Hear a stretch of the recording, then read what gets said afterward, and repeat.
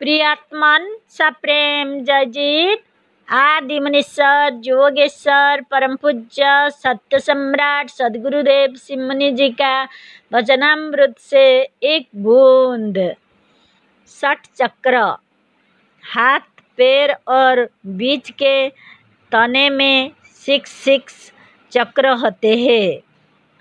देखिए हाथ की उंगलियों में कितने जोड़ है, गिनिए।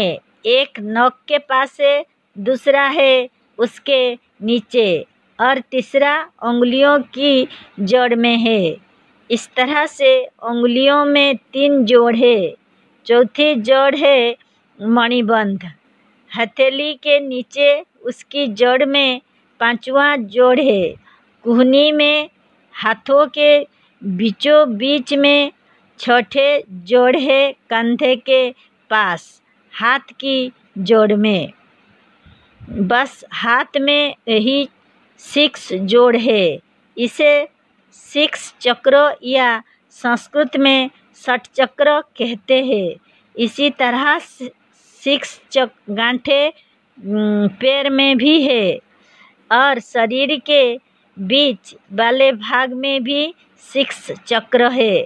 इन 6 चक्रों के ऊपर ही वह स्थान है जिसे 7वां लोक ब्रह्मलोक व सत्यलोक कहते हैं। इसी को ब्रह्मरंध्र भी कहते हैं। यह स्थान यहाँ पर मस्तिष्क में है, जिसके ऊपर कपाल की हड्डी और सर के बाल है और कुछ नहीं।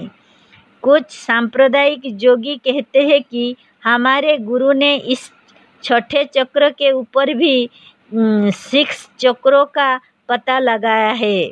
इस पर दूसरे ने कहा कि हमारे गुरु ने तो उसके ऊपर भी 12 चक्रों का पता लगाया है। यह सब वितंडवाद है, जिस पर मूर्ख सांप्रदायिक लोग बकवाद करते रहते हैं। यह 6 चक्र 6 गांठे या जोड़ है।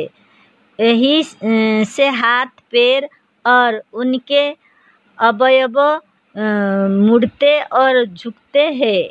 नाड़ियाँ यहीं से मुड़ी हुई है। अस्थियाँ भी यहीं से मुड़ती है। इन मोड़ों जोड़ों या गांठों की सफाई ना होने से यहाँ पर इतने मोल और विकार जमा हो जाता है कि रक्त का आवागमन शरीर के प्रत्येक अंग में नहीं हो सकता। इससे शरीर वृद्ध, दुर्बल, कुरूप और रोगी होकर शीघ्र नष्ट हो जाता है और मस्तिष्क भी ठीक ठीक काम नहीं देता। इन चक्रों और शरीर के अंग अंग तथा नाड़ी नाड़ी से विकार निकालने के लिए मुनि समाज का चक्र भेदन वाला योग साधन या योग व्यायाम किया जाता है। यह संसार के सब व्यायामों से अत्यधिक सरल, सुगम, सहज, सुलभ और सर्वोपयोगी है। अतः प्रत्येक मनुष्य को यह साधन नित्य कर लेना बहुत ही आवश्यक और अनिवार्य है। इससे इतना ही नहीं कि शरीर के प्रत्येक अंग साफ, निरोग और निर्विकार हो जाते हैं, किंतु साधक इसी चक्रभेदन की क्रिया को करके योग का परम पद पाने के योग्य होता है। इस क्रिया को अच्छा तो ही होगा कि आप आकर हमसे सीखे, नहीं तो उस मुनिवर से भी सीख सकते हैं जिसे सिखाने की आज्ञा दी गई है।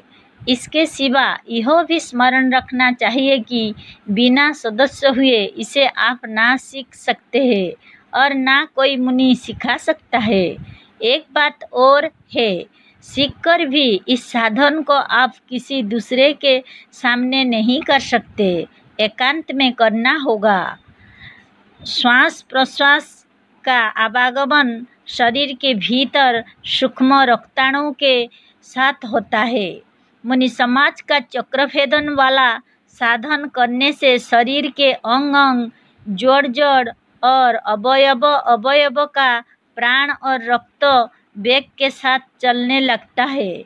इससे शरीर भर की तमाम नाड़ियाँ, तमाम चक्र तमाम अंग और पतली से पतली रक्तवाहिनी शिराएं भी साफ और स्वच्छ हो जाती है।